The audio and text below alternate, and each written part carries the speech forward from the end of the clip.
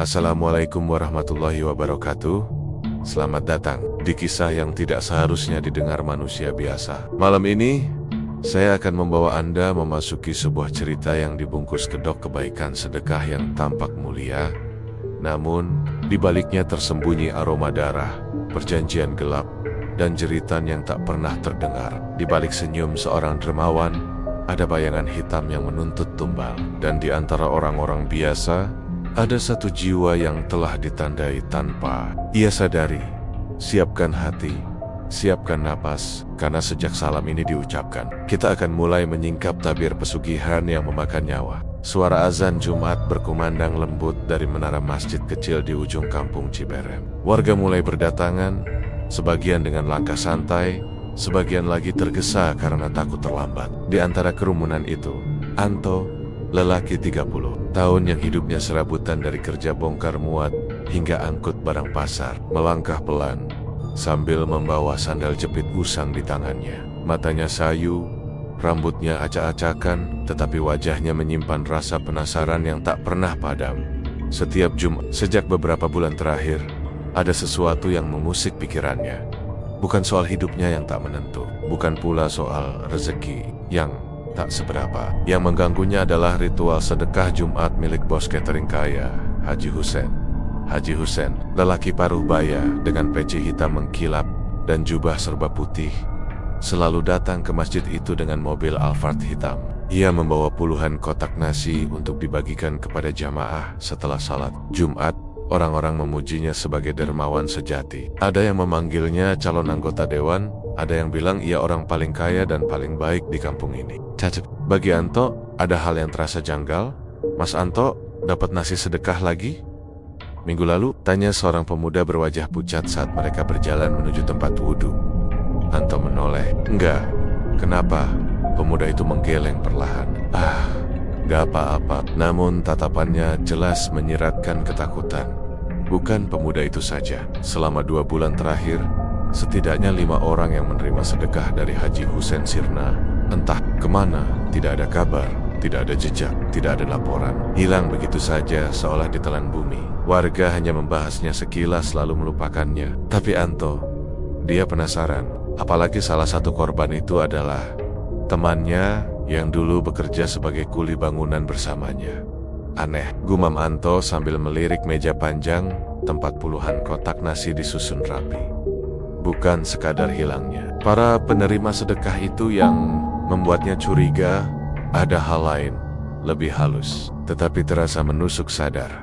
Anto pernah mencium aroma melati busuk dari salah satu kotak nasi. Bau itu berbeda dari wangi bunga melati biasa bau. Itu seperti campuran antara bunga layu dan tanah. Lembab. Lain waktu, dia melihat nasi di salah satu kotak tampak sedikit kehitaman, seperti ada noda yang tak sengaja tertumpah. Ia tak pernah punya keberanian untuk membukanya, namun perasaan tidak enak terus mengikutinya. Ketika salat selesai, jamaah mulai keluar. Di depan pintu masjid, seperti biasa, Haji Husen berdiri dengan senyum karismatiknya. Silakan, silakan. Rezeki dari Allah, kita cuma perantaranya, ujarnya sambil membagikan kotak nasi dengan tangan kanan, sementara tangan kirinya menggenggam tasbih berwarna merah gelap. Anto ikut mengantre, meski bukan karena mau, ia hanya ingin mengamati lebih dekat. Haji Husen menatapnya sekilas, lalu tersenyum lebih lebar daripada kepada orang lain. Anto, belum dapat kerja tetap juga? Tanyanya ramah. Anto hanya tersenyum kecut. Belum Haji. Haji Husen menepuk bahunya, sentuhan yang terasa dingin, berbeda dari tangan manusia biasa. Ikut saya nanti, saya ada lowongan di catering. Anto mengangguk kecil, meski di hatinya muncul rasa was-was. Ketika Haji Husen memberikan satu kotak nasi kepadanya, Anto merasa sesuatu yang lain. Kotak itu lebih berat dari yang lain. Sesampainya di luar masjid, Anto duduk sebentar di tangga sambil memperhatikan kotaknya. Pada bagian bawahnya, hampir tak terlihat, tetapi jelas bagi mata Anto, ada tanda kecil lingkaran merah, seperti stempel yang sengaja disamarkan. Nah, ini dia lagi, gumam Anto. Beberapa saat kemudian, seorang kakek tua yang juga menerima kotak nasi lewat di depannya. Anto melihat kotak kakek itu tidak memiliki tanda apapun. Tiba-tiba bulu kuduknya meremang. Apakah tanda merah ini yang dimiliki semua korban hilang itu? Belum sempat ia berpikir lebih jauh, seorang ustadz muda mendekat. "Mas Anto, ikut makan bareng warga, biar barokah," ajaknya. Anto langsung menutup kotak nasinya erat-erat. "Enggak Ustadz, saya mau pulang dulu." Ia enggan membuka kotak itu di depan siapapun. Dalam perjalanan pulang, rasa takut dan penasaran bercampur. Ia mencium lagi aroma melati busuk itu. Semakin jauh ia berjalan, semakin kuat bau itu menusuk hidungnya. Seolah kotak itu memancarkan hawa yang tak terlihat, tapi menekan dadanya. Sesampainya di kontrakan kecilnya, Anto meletakkan kotak itu di meja kayu. Ia duduk lama, menatapnya. Angin sore masuk dari jendela, tapi ruangan terasa panas. "Sunyi, kenapa cuman kotak saya yang ada tanda merah?" gumamnya pelan. Ia menggenggam kunci kontrakan, berniat membuka kotak itu. Tetapi sebelum tangannya menyentuh penutupnya, terdengar suara ketukan di pintu. Tok, tok, tok. Anto tersentak. Tidak biasanya ada tamu sore-sore. Ia berdiri perlahan, mendekati pintu.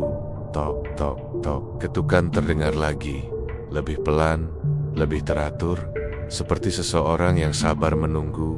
"Siapa?" tanya Anto dengan suara gemetar.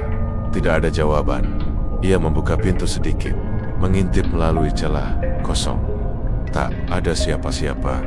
Namun di lantai depan pintu kontrakannya, ada seikat bunga melati layu, menebarkan aroma busuk yang sama persis seperti aroma dari kotak sedekah itu. Anto menelan ludah. Bunga itu terlihat seperti sesajen, dan di atasnya terdapat lembaran kertas kecil bertuliskan sesuatu dengan aksara Jawa kuno.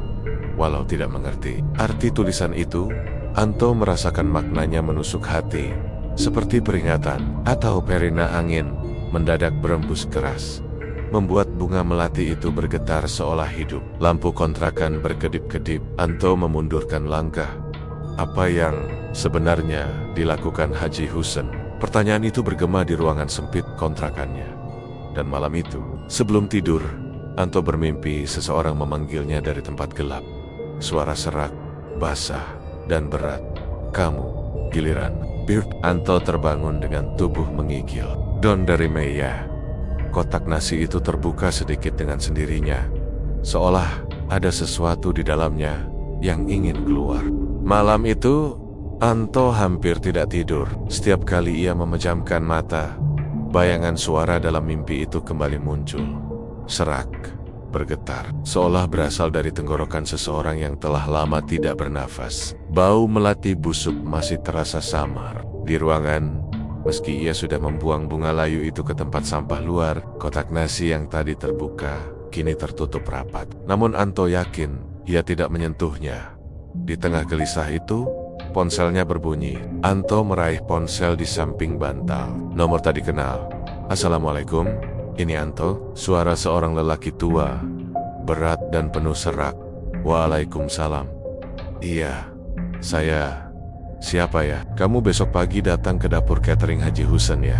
Ada pekerjaan buat kamu. Sudah kami siapkan semua. Jangan telat." Sebelum Anto sempat bertanya, telepon terputus. Ia menatap layar ponsel lama-lama, mencoba mengingat suara itu. Itu bukan suara Haji Husen. Bukan juga suara pegawai catering yang pernah ia temui. Itu suara seseorang yang terdengar seperti sedang sakit lama. Anto tidak bisa tidur lagi sampai pagi. Pagi harinya, Anto memutuskan tetap datang. Ia ingin mencari jawaban, bukan pekerjaan. Dapur catering milik Haji Husen berada di pinggir kota. Bangunan besar bercat hijau muda dengan halaman lut. Dari luar tampak biasa, bersih, modern. Tetapi begitu Anto masuk melalui pintu samping, udara berubah, lebih lembab, lebih dan aroma melati samar mulai tercium lagi. Kamu pasti Anto." Seorang pegawai bernama Roni berperet banset dan berwajah pucat menyambutnya. Suaranya datar, seperti diucapkan tanpa nyawa. Ia menunjukkan ruang ganti, gudang, dan area dapur produksi. Namun semuanya dilakukan terlalu cepat, seolah ingin menyelesaikan perkenalan tanpa memberi kesempatan bertanya.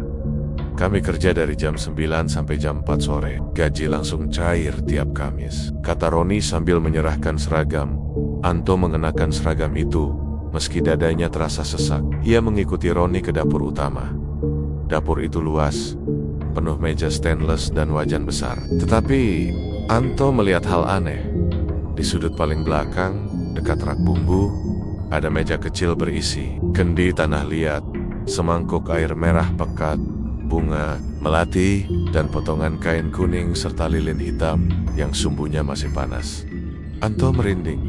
"Ini buat apa?" tanyanya perlahan. Roni menoleh sebentar. Senyumnya aneh, tipis dan hambar. "Itu bagian dari tradisi. Jangan disentuh, jangan ditanya." Anto menelan ludah. Jawaban seperti itu hanya membuatnya ingin tahu lebih dalam. Hari itu berjalan aneh. Tidak seperti dapur catering pada umumnya. Suasana di sini sunyi. Tidak ada obrolan, tidak ada suara tertawa. Semua pekerja seperti bergerak dengan pola yang sama, ritme yang sama, dan wajah datar seperti tidak punya emosi. Menjelang zuhur, Haji Husen datang. Pakaian serba putihnya membuat semua orang langsung menunduk. Roni memberi isyarat agar Anto ikut menunduk. Anto melakukannya, tetapi dari ujung mata, ia memperhatikan jarak gerik Haji Husen. Haji Husen berjalan pelan melewati dapur. Sesekali, ia menyentuh bahu seorang pekerja sambil berbisik sesuatu. Setiap kali ia menyentuh seseorang, pekerja itu langsung gemetar halus, seolah listrik mengalir dari sentuhan tersebut. Ketika Haji Husen sampai di depan Anto, ia berhenti. Wajah Anto mengencang. Ia merasakan aroma melati busuk itu makin kuat. "Bagus," kata Haji Husen dengan senyum lebar. "Kamu cepat datang ya. Itu pertanda kamu anak yang taat." Anto hanya mengangguk. Haji Husen memperhatikan wajahnya, seolah sedang menilai sesuatu yang tak terlihat. "Gimana pun nanti, kamu jangan pernah menolak pemberian saya. Rezeki itu datangnya dari Allah. Mengerti?" Ada penekanan pada kalimat "jangan pernah menolak." Anto mengiyakan dengan hati menggigil. Menjelang sore setila semua. Kegiatan selesai, Roni memanggil Anto ke gudang belakang. "Bos mau ketemu kamu." Anto mengikuti dengan waspada. Gudang belakang jauh lebih gelap dan lembab dibanding dapur. Bau melati lebih kuat. Di lantai, ada bekas garis merah seperti sisa cat atau darah yang mengering. Haji Husen berdiri di tengah ruangan. Dukant yang pernah Anto lihat di masjid berkulit keriput, bermata cekung, dan bersorban lusuh berdiri di sebelahnya. "Anto," kata Haji Husen lembut, "mulai minggu depan, kamu ikut saya membagikan sedekah Jumat, ya?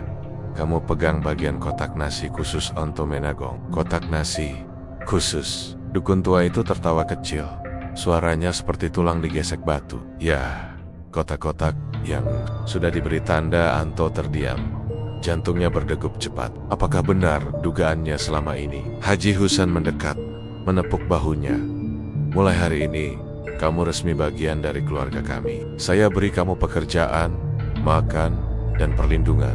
Sebagai gantinya, kamu harus taat." Dukun itu menambahkan, "Dan ingat, setiap sedekah punya syarat. Ada yang harus kembali, ada yang harus dibayar." Anto ingin bertanya lebih banyak, tetapi sebelum mulutnya terbuka, lampu gudang berkedip. Angin dingin menerobos masuk, dan dari sudut ruangan terdengar suara. Lirih, pelan, namun jelas. "Anto." Itu sama persis seperti dalam mimpinya. Darah Anto serasa berhenti mengalir. Dukun tua tersenyum lebar. "Suaranya sudah memanggilmu, artinya kamu cocok." Haji Husen mengangguk puas. "Besok kita mulai. Kamu akan belajar tugas barumu." "Tugas baru? Apa itu berarti?" "Anto akan menjadi bagian dari proses memilih siapa yang akan hilang." Anto berdiri kaku. Dalam hatinya, satu kalimat berdengung keras. "Kalau aku tetap di sini, aku bukan cuma pekerja, tapi calon tumbal berikutnya." Hari kedua Anto bekerja di catering Haji Husen terasa jauh lebih aneh dibanding hari sebelumnya. Seakan seluruh dapur memiliki kehidupan lain yang tidak terlihat pada pandangan pertama. Suara sendok, panci, dan aktivitas memasak memang ada, tapi selalu terasa seperti topeng menutupi sesuatu yang jauh lebih gelap di bawahnya. Pagi itu, Anto datang lebih awal dari biasanya. Ia sengaja ingin melihat dapur sebelum para pekerja lain masuk. Namun saat membuka pintu samping, ia mendapati sesuatu yang membuat tubuhnya langsung merinding. Di lantai dekat pintu, ada jejak kaki basah. seperti seseorang baru keluar dari genangan air. Jejak itu memanjang dari pintu belakang, melintasi dapur, dan hilang di sudut tempat sesajen berada. Masalahnya, ruangan itu kering semalaman. Tidak ada hujan, tidak ada air bocor. Anto mengikuti jejak itu perlahan. Setiap langkahnya terasa berat, seolah udara semakin pekat dan menekan dadanya. Saat ia mencapai sudut sesajen, jejak itu berhenti begitu saja tanpa arah pergi, tanpa sisa, hilang seperti makhluk itu menguap di udara. Ia menelan ludah. Apa yang jalan tadi malam? Belum sempat Anto memeriksa lebih jauh. Suara pintu dibuka dari belakang. Ngapain kamu di situ? Tanya Roni sambil membawa apron kotor. Anto terlonjak. Enggak, cuma bersihin lantai. Roni menatapnya lama, terlalu lama. Mata Roni terlihat kosong, seperti melihat tapi tidak benar-benar melihat. Jangan pernah dekati sudut itu pagi-pagi, katanya perlahan. Ada yang belum pulang ke tempatnya. Anto ingin bertanya siapa tahu apa yang belum pulang. Namun Roni sudah pergi sambil menutup pintu dengan keras. Siang harinya, dapur semakin sibuk. Panci besar mendidih, nasi dimasak sampai puluhan kilogram, ayam goreng ditumpuk di nampan raksasa. Namun Anto memperhatikan sesuatu yang membuat bulu kuduknya berdiri. Meja pengemasan, semua kotak nasi memiliki stiker putih polos. Kecuali beberapa kotak yang sempat ia lihat, bergaris kecil warna merah di sudut bawah, hampir tidak tampak jika tidak diperhatikan. Anto mencoba menghitung. Ada sekitar 15 kotak dengan tanda merah. Jumlah itu mengingatkannya pada 15 orang yang hilang dalam 2 bulan terakhir. Hatinya berdebar. Apakah semua korban adalah penerima kotak bertanda merah itu? Anto. Ia tersentak. Haji Husen sudah berdiri di belakangnya dengan senyum ramah yang tidak pernah benar-benar. Terlihat hangat di mata kamu, ikat saya. Ada yang harus kamu lihat. Anto mengikuti Haji Husen menuju dapur bagian dalam tempat yang kemarin tidak diperbolehkan ia dekati. Pintu besi itu hanya terbuka untuk orang tertentu. Saat mereka masuk, Anto langsung mencium bau kemenyan bercampur. Dear, ruangan itu lebih gelap, dengan hanya satu lampu kuning redup menggantung di atas.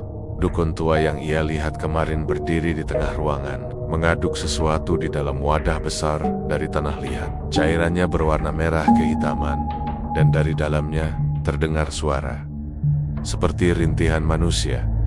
Anto terpaku. Apa itu? Suaranya nyaris tidak keluar. Dukun tua mengangkat wajahnya yang pucat dan tersenyum menyeramkan. Air pemanggil, katanya, dipakai untuk menandai kotak-kotak sedekah. Haji Husen melanjutkan dengan suara lembut yang justru terdengar lebih menakutkan.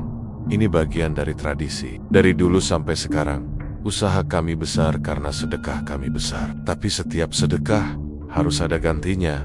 Ganti bagaimana? Haji Husen menepuk pundaknya. Jangan takut. Kamu hanya perlu membantu membubuhkan tanda pada kotak-kotak tertentu. Anto menelan ludah. Emang apa kotak tertentu, Haji? Haji Husen menatapnya. Matanya memantulkan cahaya kuning redup itu seperti mata hewan malam. Karena tidak semua manusia pantas diberi rezeki. Ada yang harus mengembalikan rezeki itu lewat tubuhnya. Dukun tua terkekeh. Tumbal nak, tumbal. Untuk menjaga apa yang sudah kami miliki. Kamu akan paham nanti. Anto ingin berlari, ingin keluar dari dapur itu dan tak kembali. Namun tubuhnya kaku, seolah hawa ruangan membuat otot-ototnya kehilangan tenaga.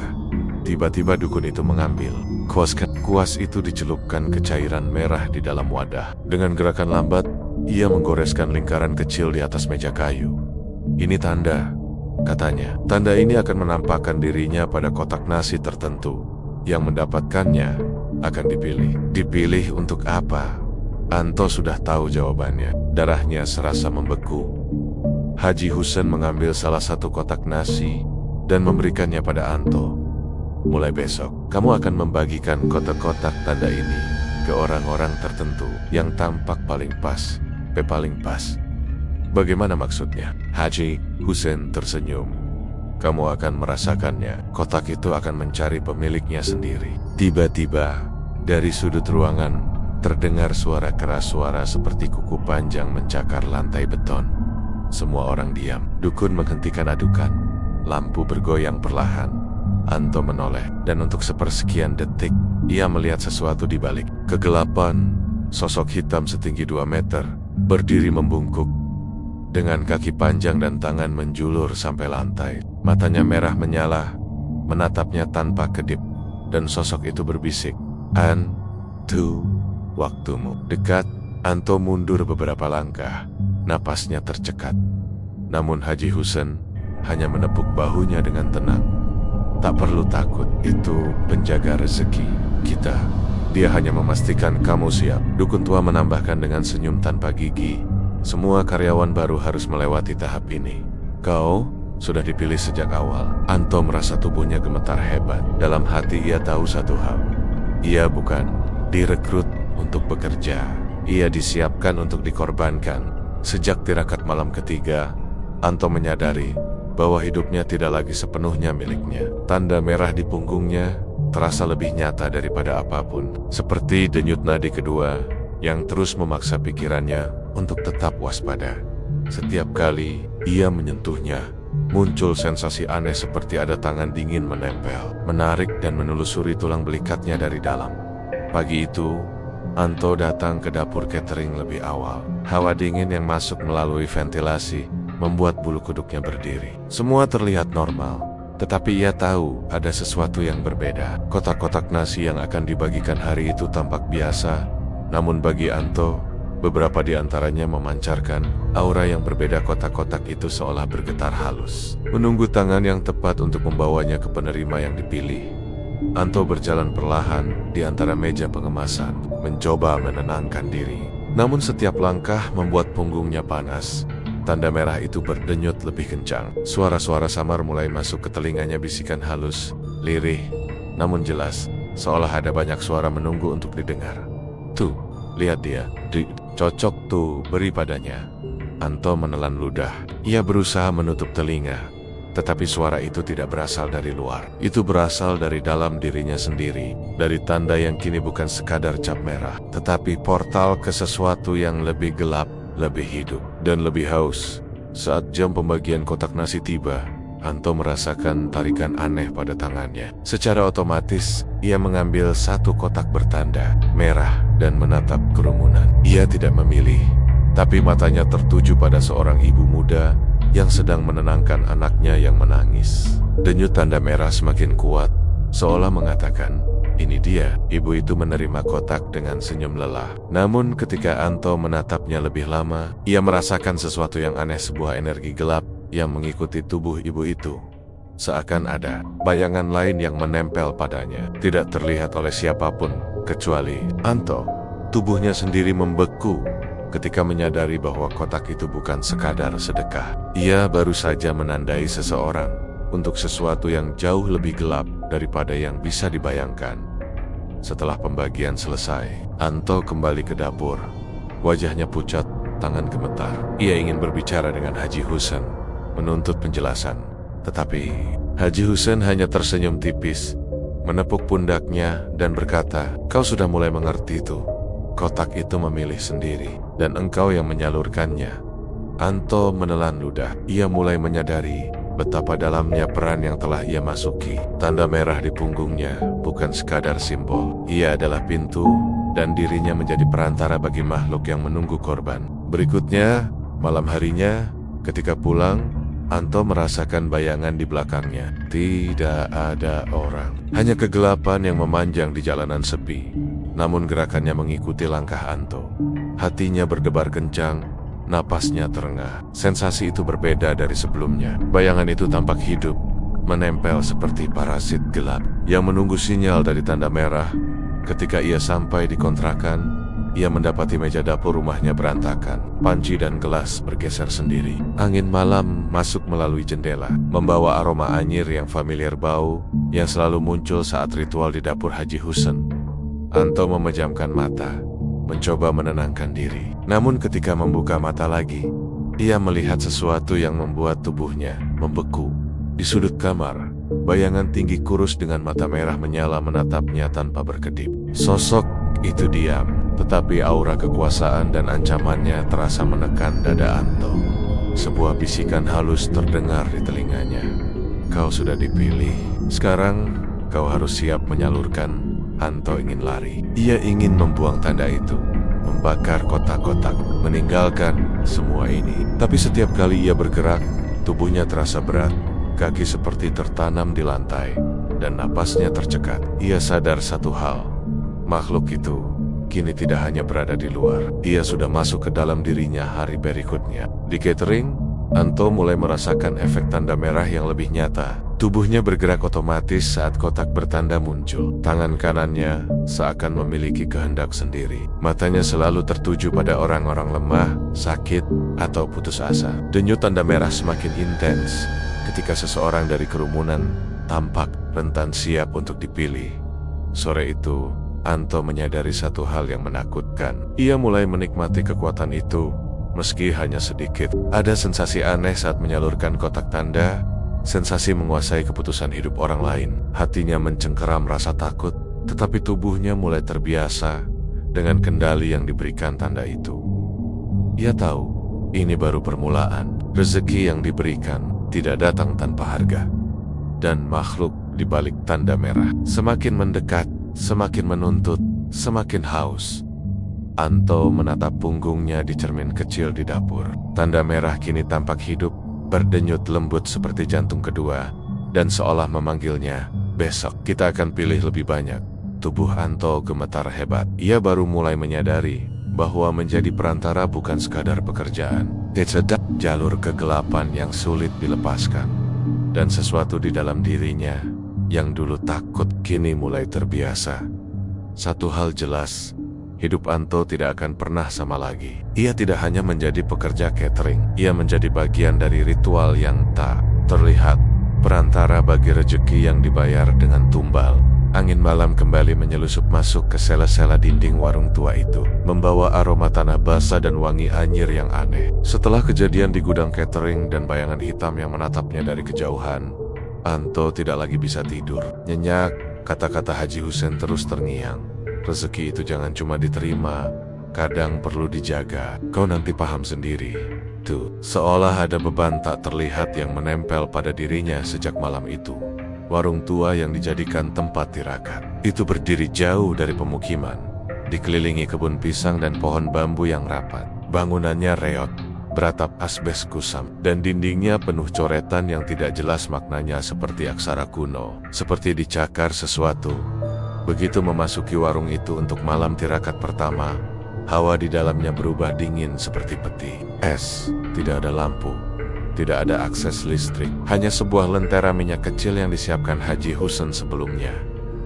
Anto duduk bersila di lantai. Perutnya kosong, karena ia dilarang makan selama tirakat. Hanya boleh minum air putih sedikit, itu pun setelah tengah malam. Di luar, suara belalang malam bercampur desir angin yang membuat dedaunan saling bersentuhan seperti bisikan-bisikan samar sepi, lengang. Tapi Anto tidak sendiri. Kalau malam pertama kau kuat, malam kedua lebih berat, malam ketiga paling menentukan. Ingat aturan, jangan menyahut bila mendengar seseorang memanggil namamu. Pesan Haji Husen sore tadi. Awalnya Anto menganggap itu omong kosong, tetapi ketika jarum jam di ponselnya menunjukkan jam 0:13, bulu kuduknya langsung berdiri. Ada suara langkah dari luar warung, tuk tuk tuk, pelan, menyeret, seakan seseorang berjalan dengan tumit luka. Langkah itu berhenti tepat di depan pintu warung. Hening. Sejenak Anto menahan napas, berharap itu hanya angin. Namun pintu reyot itu bergoyang pelan, seperti ada yang menempelkan telapak tangan dari luar kaira.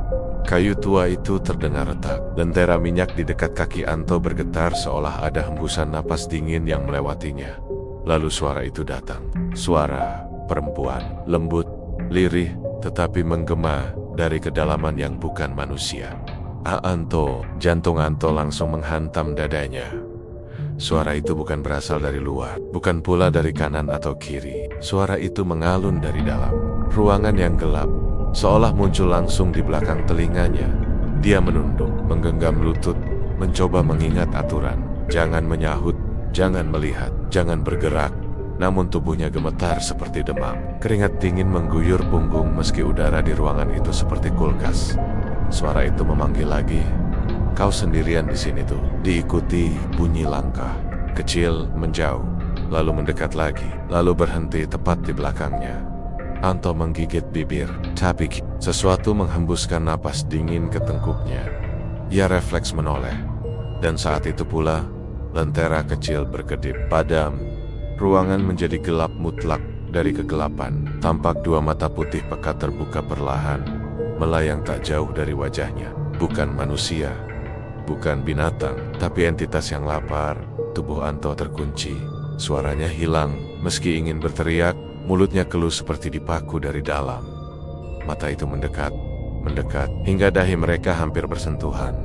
Lalu sesuatu berbisik, "Kau dipilih, bukan karena kau pantas, tapi karena kau mudah." Tiba-tiba lentera menyala kembali dengan sendirinya, padahal korek masih berada di saku Anto. Mata putih itu hilang, lenyap seolah tak pernah ada. Malam kedua lebih kejam. Angin bertiup dari segala arah, membawa suara-suara jeritan samar. Bayangan di sudut warung bergerak sendiri, seakan ada banyak sosok merangkak di baliknya. Setiap kali Anto memejamkan mata, ia merasakan seperti ada tangan panjang yang mencoba meraih tengkuknya. Di tengah ketakutan itu, terdengar langkah seseorang dari kejauhan. Langkah yang tegas. Kali ini bukan menyeret seseorang tampak berjalan, mendekat dari kebun pisang. Dengan suara napas berat, Anto melihat bayangan besar melewati celah papan warung. Posturnya lebih tinggi dari manusia normal. Bayangan itu berhenti di depan pintu. Lalu sebuah suara berat bergema, "Buka, aku Haji Husen." Anto spontan hendak berdiri, tapi otaknya cepat mengingat pesan tirakat. "Jangan percaya apapun yang memanggil namamu." Suara itu berulang lagi, memaksa, "Tuh, buka, kau mau mati di dalam. Ini aku." Anto menahan napas. Suara itu memang mirip Haji Husen, tapi ada sesuatu yang salah. Nada bicaranya datar, tanpa emosi, tanpa jeda wajar manusia. Tiba-tiba, tangan besar menghantam pintu. Duh, kayu warung retak parah, seakan dipukul oleh sesuatu yang bukan manusia. Anto memojok, dadanya berdegup cepat. Pintu kembali dihantam, kali ini lebih keras, dan suara itu berubah membesar, berlapis, seperti banyak tenggorokan bicara bersamaan. "Buka pintu." Itu tepat ketika kayu hampir jebol. Azan subuh berkumandang dari musala jauh di kampung. Suara itu langsung berhenti. Bayangan besar itu menghilang seperti asap. Pintu warung tidak jadi roboh. Anto terduduk lemas. Seluruh tubuhnya tremor. Malam ketiga adalah penentu. Haji Husen mengantar Anto sore hari ke depan warung, namun tidak masuk. Ia hanya menepuk bahu Anto dengan wajah serius. "Kalau kau sukses malam ini, kau akan melihat wujud sebenarnya dari yang selama ini bantu usahaku," ujar Haji Husen tenang, seolah membicarakan rekan bisnis. Anto menelan ludah. Bagian darinya ingin kabur sejauh mungkin, namun ia juga sudah terlanjur masuk terlalu jauh. Di dalam warung, malam itu tidak ada suara perempuan atau bayangan besar. Justru terlalu hening, seperti dunia menghilang. Sampai akhirnya muncul aroma wangi melati bercampur darah. Dari kegelapan di depan warung, tampak cahaya kemerahan seperti bara api kecil. Bara itu bergerak perlahan, naik turun, seolah mengikuti napas makhluk raksasa. Kemudian terdengar suara berat dan serak. "Anto, kau dipanggil. Sebab kau mau. Datanglah." Tanah di sekitar warung berguncang halus. Bayangan hitam sebesar pohon kelapa muncul, membungkuk rendah, seolah menunggu Anto mendekat. Anto tak bisa bergerak. Kakinya seperti tertanam ke tanah. Dari balik bayangan itu, muncul makhluk tinggi kurus dengan kulit abu-abu gelap, wajah tanpa bibir, dan mata merah menyala seperti bara. Makhluk itu menunduk, menatap Anto. "Kau mau rezeki cepat, mau hidup berubah, mau semua jalan jadi lancar, tapi ingat, setiap berkah menuntut bayaran." Makhluk itu tersenyum, senyuman panjang, sampai pipinya robek sendiri.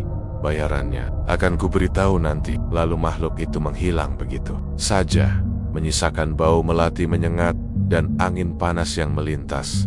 Anto terduduk, lemas, tubuhnya bergetar hebat, tapi tirakat telah selesai, dan ia tidak sadar. Di punggungnya, tepat tulang belikat, kini tampak sebuah tanda merah melengkung seperti simbol kuno yang muncul begitu saja, seperti dicap oleh makhluk itu. Tanda kepemilikan, tanda bahwa ia sudah terikat. tanda bahwa hidupnya tidak lagi sepenuhnya milik dirinya sendiri. Pagi setelah tirakat 3 malam, Anto terbangun dengan tubuh sangat lelah. Namun kepalanya terasa ringan, seperti baru bangun dari tidur yang sangat panjang. Padahal semalaman ia hampir tidak memejamkan mata. Ia menyentuh punggungnya, tanda merah. Itu masih terasa panas, seperti baru dicap. Ketika ia menatapnya di cermin kamar mandi warung, bentuknya menyerupai lingkaran yang dipotong 2, dengan garis berkelok seperti akar yang melilit. Tidak ada warna tinta, tidak ada bekas tinta. Namun, tanda itu seolah hidup. Ketika jari Anto menyentuhnya, serat warna merah itu berdenyut seperti nadi. Ini cuma halusinasi, cuma cap panas, cuma bekas gigitan nyamuk, gumam Anto, berusaha membohongi diri sendiri. Tapi semakin ia berkata begitu, semakin perasaan aneh menggerogoti dadanya. Saat ia kembali ke rumah kontrakannya, ibunya langsung memeluknya. "Kamu kemana aja 3 hari ini tuh? Ibu takut kamu kenapa-kenapa." Anto hanya menjawab singkat. Dia tidak bisa menjelaskan apa yang ia alami. Bagaimana mungkin ia bercerita bahwa dirinya bertemu makhluk bermata bara yang memberi hadiah? Ia hanya memastikan ibunya bahwa ia baik-baik saja. Namun sejak hari itu, hidup Anto berubah. Sangat cepat, sangat tidak wajar. Perubahan pertama, hari pertama bekerja kembali, Anto memotong bawang, mencuci baskom besar, dan menata panci di dapur. Yang aneh, tubuhnya tidak lagi cepat lelah. Biasanya ia mengerjakan semuanya dengan terengah-engah, tapi kini gerakannya ringan.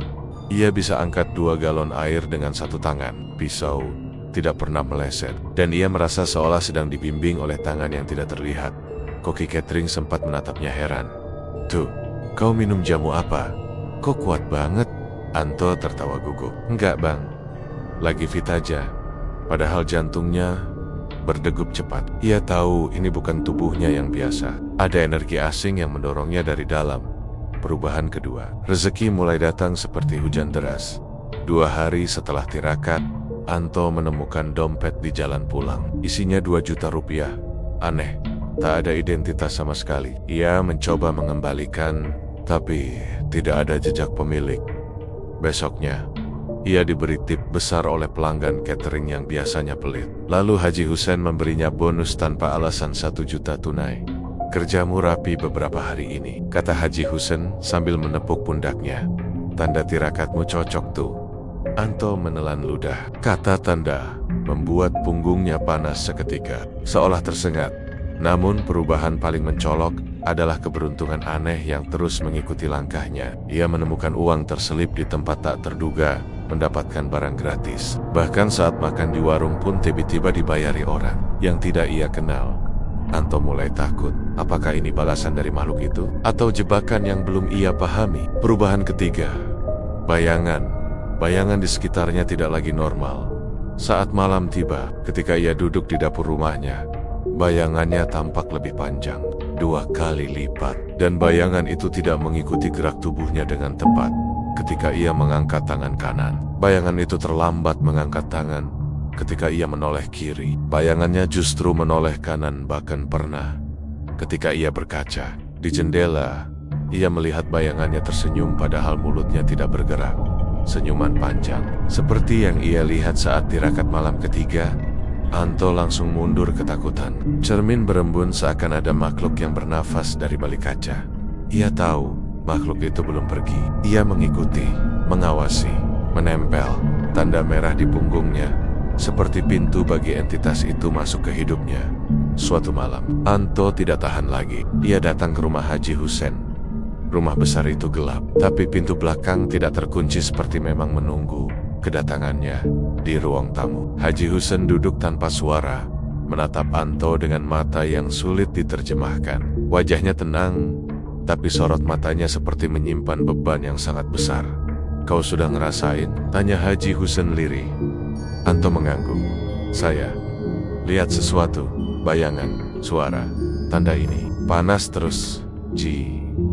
Apa makhluk itu ikut?" Saya Haji Husen menutup mulutnya sebentar. Lalu ia meraih rokok dan menyalakan. "Tuh, ini jalan yang kau pilih. Bukan cuma rezeki cepat. Kau sekarang sudah jadi bagian dari perjanjian yang lebih tua dari umur kampung ini." Anto menelan ludah. Apa maksud Haji? Haji Husen mengarahkan pandangannya ke halaman belakang rumah, ke arah pohon beringin besar yang selalu tertutup kabut tipis. Makhluk itu bukan jin biasa.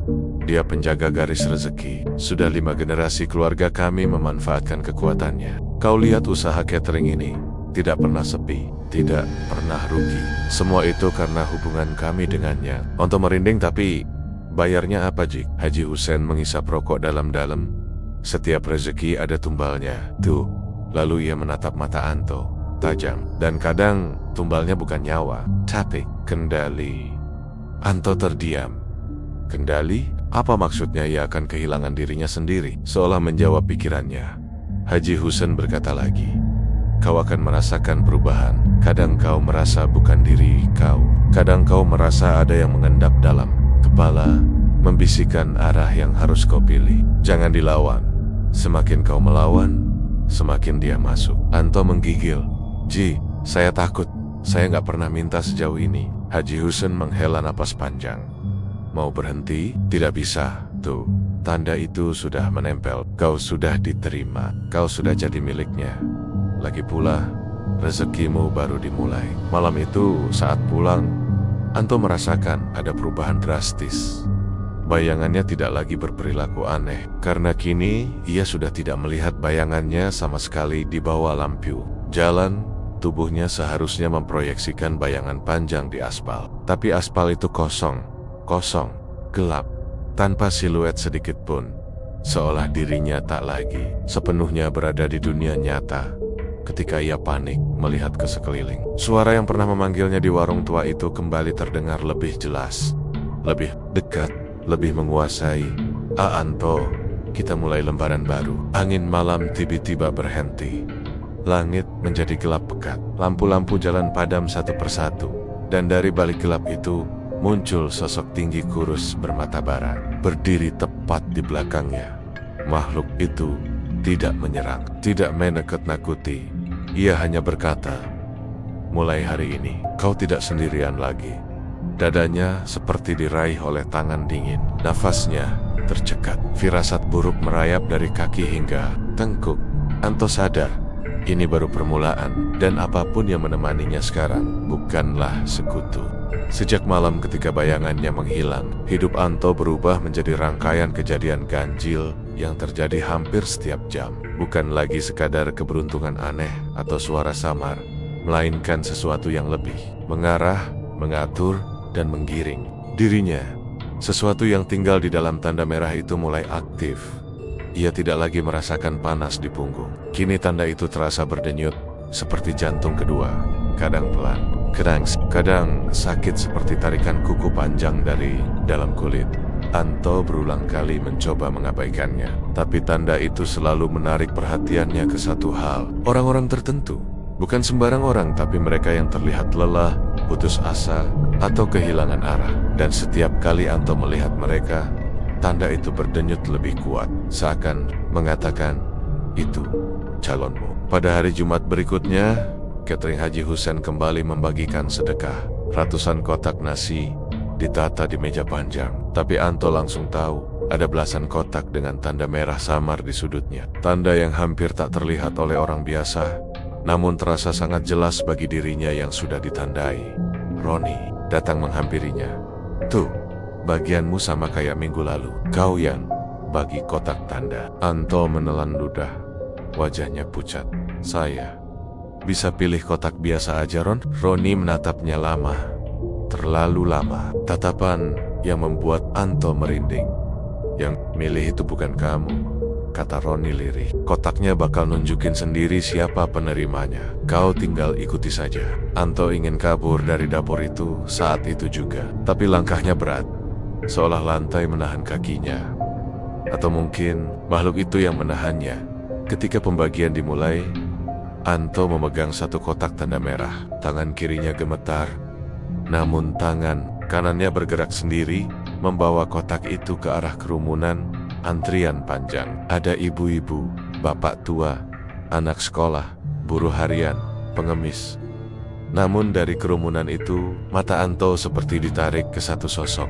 Seorang pria berusia sekitar 40, dengan mata cekung, Wajah pucat, rambut berantakan, pakaian lusuh. Seperti seseorang yang kehilangan segalanya. Tanda di punggung. Anto tiba-tiba berdenyut keras dub-dab-dab. Kotak di tangannya bergetar halus, seakan ingin berpindah. Bukan saya yang milih, gumam Anto, hampir menangis. Ia berjalan, mendekati. Pria itu tampak kaget ketika menerima kotak dari Anto, namun ia tersenyum kecil. Makasih ya nak. Anto ingin meminta pria itu mengembalikan kotaknya, ingin memperingatkannya, ingin mengatakan bahwa kotak itu akan membawanya kepada sesuatu yang gelap, namun mulutnya terkunci, seperti dikunci dari dalam. Ketika pria itu berjalan pergi, Anto melihat sebuah bayangan tinggi besar mengikuti langkahnya dari jauh. Tidak ada orang lain yang melihat, tidak ada yang merasa aneh. Hanya Anto, makhluk bertubuh kurus hitam itu berjalan lambat di belakang pria tersebut, seperti pemburu yang sudah memastikan mangsanya tidak akan lari. Anto merinding hebat. Satu lagi, bisikan itu terdengar jelas di telinganya. Rezekimu butuh tenaga baru. Malamnya, rasa bersalah menghantui Anto. Ia tidak bisa tidur. Bayangan pria itu, bayangan makhluk hitam itu, dan denyutan tanda merah menciptakan lingkaran ketakutan yang tidak berhenti. Pukul 2 pagi, ia terbangun dengan keringat dingin. Tanda di punggungnya terasa membakar ketika ia membuka pintu rumah. Kontrakannya, angin malam langsung menerpa wajahnya. Jalanan sepi, lampu-lampu mati sebagian, dan di ujung jalan, ia melihat siluet seseorang berdiri, menatap ke arahnya. Anto menyipitkan mata. Itu pria, penerima kotak tanda merah tadi siang. Namun, wajahnya pucat sekali, matanya cekung, lebih dalam daripada sebelumnya. Dan dari balik punggungnya, ada bayangan lain, bayangan makhluk tinggi itu, yang tampak menempel seperti parasit gelap. Pria itu berjalan perlahan ke arah Anto. Suaranya serak. Kenapa? Kenapa aku mimpi buruk terus? Kenapa aku lihat sesuatu di rumah? Kenapa badanku dingin sekali? Anto mundur, tubuhnya gemetar. Aku gak bisa bilang apa-apa. Pria itu mendekat lagi. Napasnya tersengal-sengal. Aku dengar suara itu bilang aku dipilih buat sesuatu. Ia memegang kedua sisi kepalanya. Kenapa suaranya ada di kepalaku tuh? Kenapa dia nunggu aku? Kenapa dia bilang pria itu berhenti bicara? Kepalanya perlahan miring ke kanan, lalu ke kiri, seperti ada tangan tak terlihat memaksanya. Tiba-tiba, pria itu jatuh tersungkur tanpa suara. Tubuhnya bergetar hebat, lalu kaku. Anto ingin menolong, namun kakinya seperti dibekukan. Dari tubuh yang jatuh itu keluar bayangan gelap makhluk tinggi kurus bermata merah. Makhluk itu membungkuk, menatap Anto, lalu tersenyum. Rezekimu diterima. Angin berhenti, suara alam hilang, dan makhluk itu berjalan perlahan ke arah Anto. Jangan takut, katanya. Ini hanya permulaan. Kita butuh lebih banyak. Anto memundurkan tubuhnya sambil menahan napas. Apa maksudmu kita? Makhluk itu menyentuh bahu Anto dengan jari-jari panjang bengkok. Tanda itu bukan hanya milikmu. Suaranya dalam, gemuruh, seperti datang dari bawah tanah. Tanda itu, jalan bagiku. Jalan, makhluk itu mengangguk. Melalui kamu, aku memilih. Anto membeku dalam ketakutan yang jauh lebih besar daripada malam tirakan. Lebih besar daripada melihat makhluk itu pertama kali. Karena kini ia sadar dia bukan alat. Dia bukan hanya saksi. Dia adalah pintu tempat makhluk itu mencari tumbal berikutnya. Makhluk itu menunduk, matanya bersinar merah pekat. Kita mulai lagi, Jumat depan. Lalu ia menghilang begitu saja, tanpa bayangan, menyisakan Anto yang kini mulai kehilangan batas antara dirinya dan entitas itu. Dan dari kejauhan, Anto mendengar suara lain, suara samar namun semakin jelas setiap detiknya. Tuh, kau harus pilih banyak. Banyak lagi. Anto memegangi kepalanya. Tubuhnya menggigil hebat.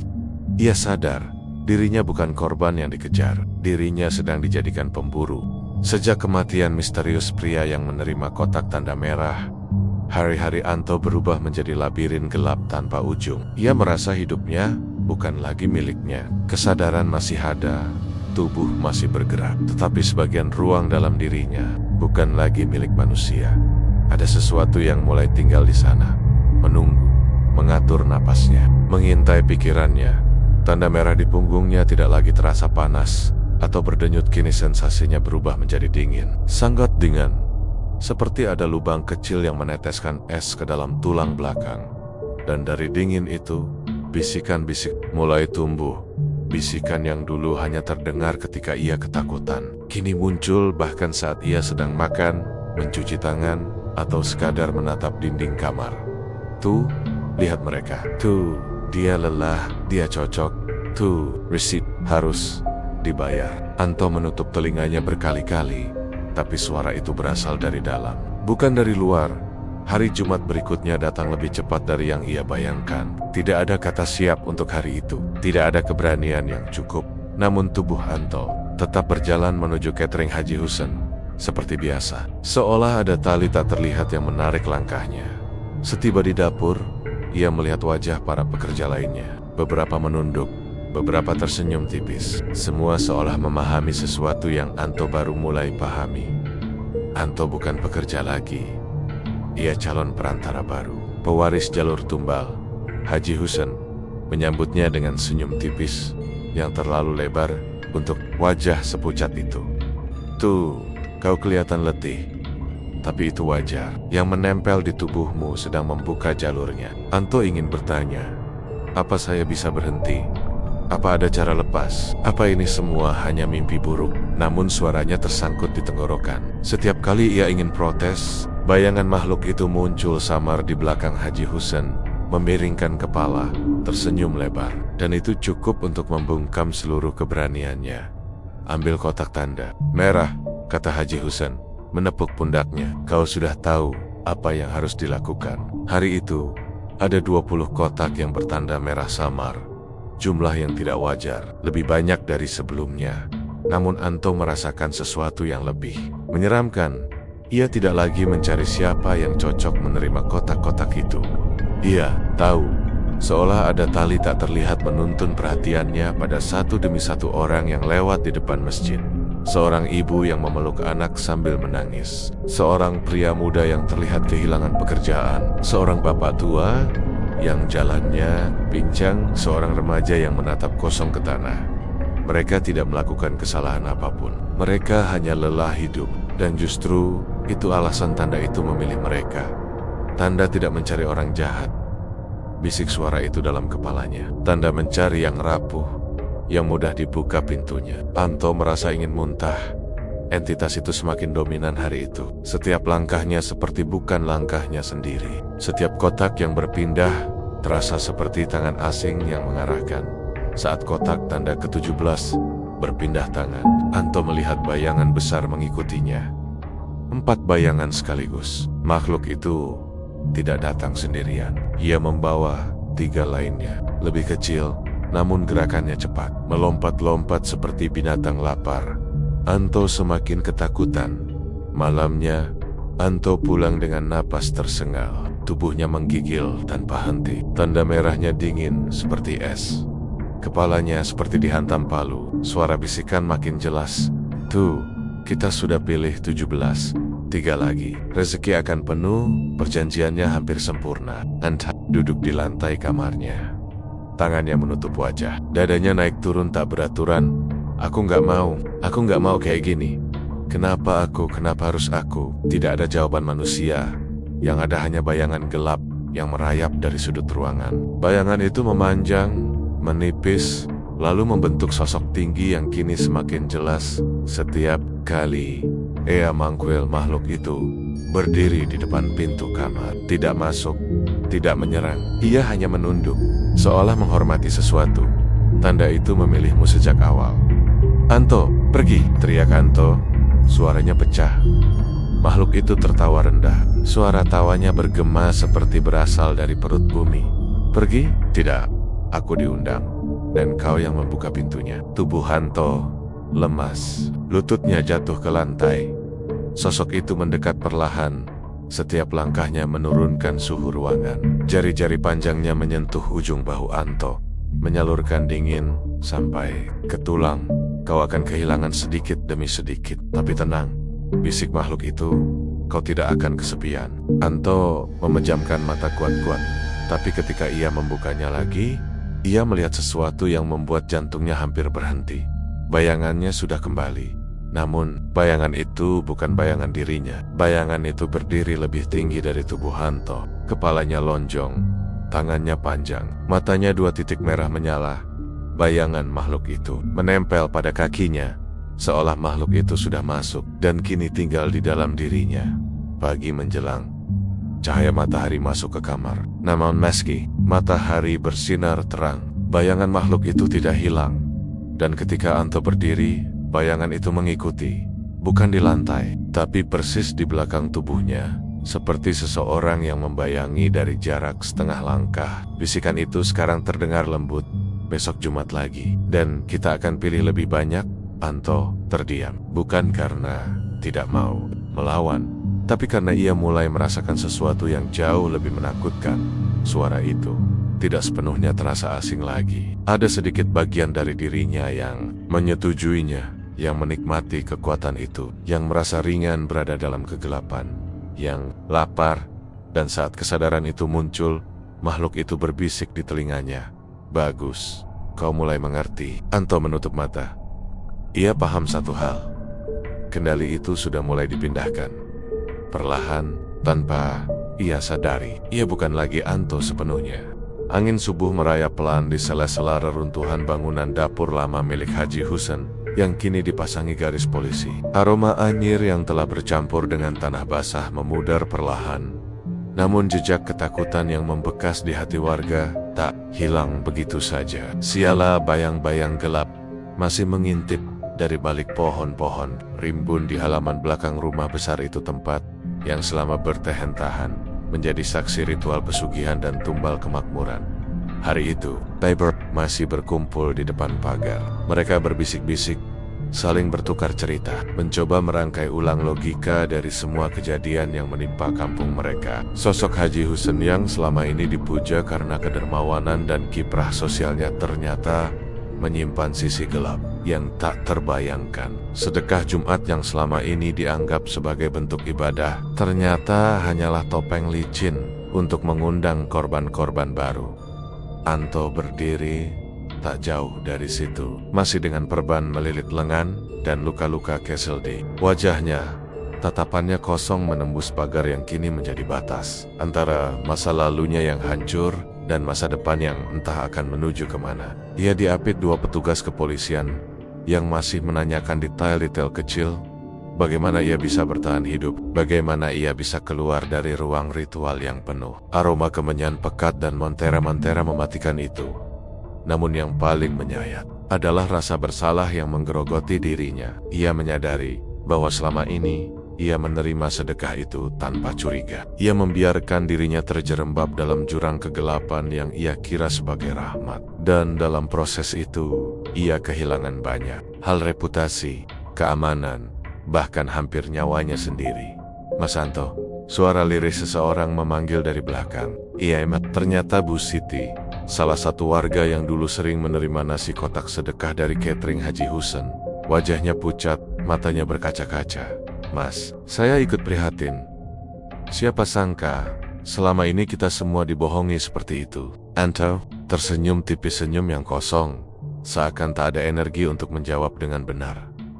Bu, saya juga nggak nyangka. Saya kira Allah ngasih jalan rezeki lewat dia. Nggak pernah terpikir begini jadinya. Bu Siti menunduk, mengusap sudut matanya, lalu berkata, yang penting Mas masih hidup. Mas harus kuat. Semua ini bukan salah Mas. Tapi Anto tahu, sebagian warga tetap memandangnya sebagai orang yang ikut terlibat. Meski ia hanya korban, ada tatapan curiga, khawatir, bahkan menjauh. Tak sedikit yang menganggap keberadaannya masih membawa sise-sise sial dari pesugihan itu. Di kampung kecil seperti itu, stigma bisa lebih menyesakan daripada luka fisik.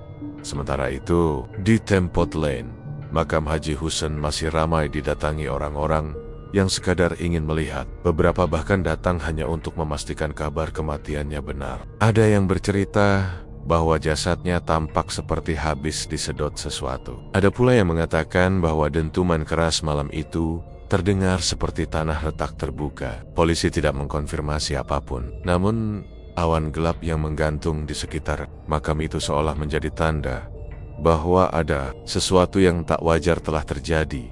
Beberapa warga sering mengadu mendengar suara langkah kaki menyeret di malam hari, padahal tak ada siapa-siapa yang mendekat. Ada yang mengaku melihat sosok mirip Haji Husen berdiri di belakang gerbang rumahnya dengan mata kosong dan senyum lebar. Cerita-cerita itu mengalir begitu saja, seperti arus deras yang tak terbendung. Sebagian menyebut bahwa arwah yang mati karena pesugihan tak akan pernah pergi dengan tenang. Mereka terikat oleh perjanjian yang tak selesai, dan perjanjian itu harus ditebus oleh darah atau jiwa yang lain. Namun yang paling menakutkan justru bukan hantu atau bayangan gelap, melainkan kenyataan bahwa kebaikan yang disamarkan dapat menjadi senjata paling mematikan. Seminggu setelah kejadian itu, Anto memutuskan untuk pergi dari kampung. Ia tidak kuat menahan bisik-bisik yang terus merayap ke telinganya. Ia ingin memulai hidup baru di tempat di mana orang tidak mengenalnya sebagai pekerja serabutan yang hampir menjadi tumbal. Sebelum keberangkatannya, ia menyempatkan diri mengunjungi musala kecil tempat ia dulu sering berselonjor setelah bekerja. Ia duduk lama di sudut bangunan, memejamkan mata, mencoba meresapi keheningan yang selama ini selalu ia lewatkan. Ya Allah, bisiknya lirih. Kalau selama ini saya salah, saya mohon ampun. Saya nggak mau kejadian ini terulang. Saya nggak mau jadi orang yang gampang dibutakan sama kebaikan yang bercampur niat buruk.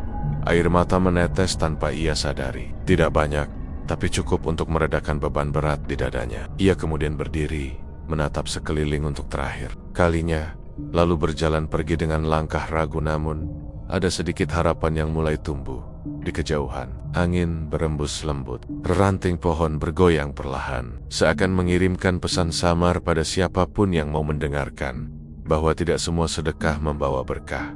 Tidak semua kebaikan adalah kebaikan, dan tidak semua orang suci benar-benar suci. Terkadang, justru mereka yang paling rajin memberi adalah mereka yang sedang mencari tumbal. Dan bagi seseorang seperti Haji Husen, sedekah hanyalah tirai tipis pelindung rapuh yang menutupi kerakusan terdalamnya. Kini tirai itu sudah robek, pesugihan itu telah runtuh. Namun bayangan kelamnya belum tentu ikut hilang. Barangkali suatu hari, seseorang di suatu tempat akan kembali menggunakan kedok yang sama, dengan senyum yang sama, dengan janji-janji manis yang serupa. Dan korban berikutnya mungkin tidak akan seberuntung Anto.